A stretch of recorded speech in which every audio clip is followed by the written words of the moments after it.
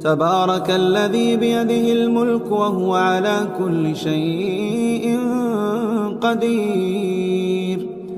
الذي خلق الموت والحياة ليبلوكم أيكم أحسن عملا وهو العزيز الغفور. الذي خلق 7 سماوات طباقا ما ترى في خلق الرحمن من تفاوت فارجع البصر هل ترى من فطور ثم ارجع البصر كرتين ينقلب إليك البصر خاسئا وهو حسير. ولقد زينا السماء الدنيا بمصابيح وجعلناها رجوما للشياطين وأعتدنا لهم عذاب السعير.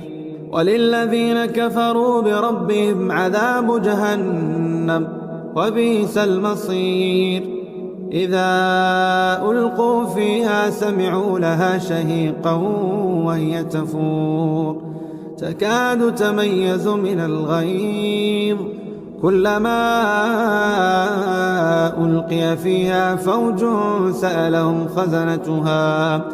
سألهم خزنتها ألم يأتكم نذير قالوا بلى قد جاءنا نذير فكذبنا وقلنا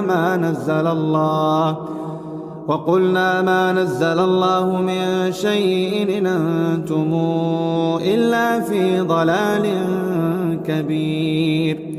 وقالوا لو كنا نسمع أو نعقل ما كنا في أصحاب السعير فاعترفوا بذنبهم فسحقا لأصحاب السعير.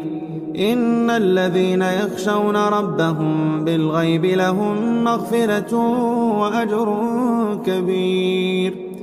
وأسروا قولكم أو اجهروا به إنه عليم بذات الصدور. ألا يعلم من خلق وهو اللطيف الخبير.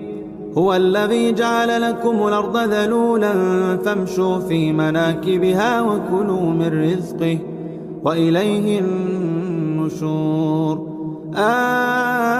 آمنتم من في السماء أن يخسف بكم الأرض فإذا هي تمور أم أمنتم من في السماء أن يرسل عليكم حاصبا فستعلمون كيف نذير.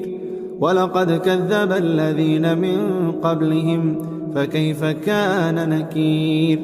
أولم يروا إلى الطير فوقهم صافات ويقبض ما يمسكون إلا الرحمن إنه بكل شيء بصير. أمن هذا الذي هو جند لكم ينصركم من دون الرحمن إن الكافرون إلا في غرور. أمن هذا الذي يرزقكم إن أمسك رزقه بل لجوا في عتو ونفور. أفمن يمشي مكبا على وجهه أهدى أمن يمشي سويا على صراط مستقيم. قل هو الذي أنشاكم وجعل لكم السمع والأبصار والأفئدة قليلا ما تشكرون. قل هو الذي ذرأكم في الأرض وإليه تحشرون. ويقولون متى هذا الوعد إن كنتم صادقين.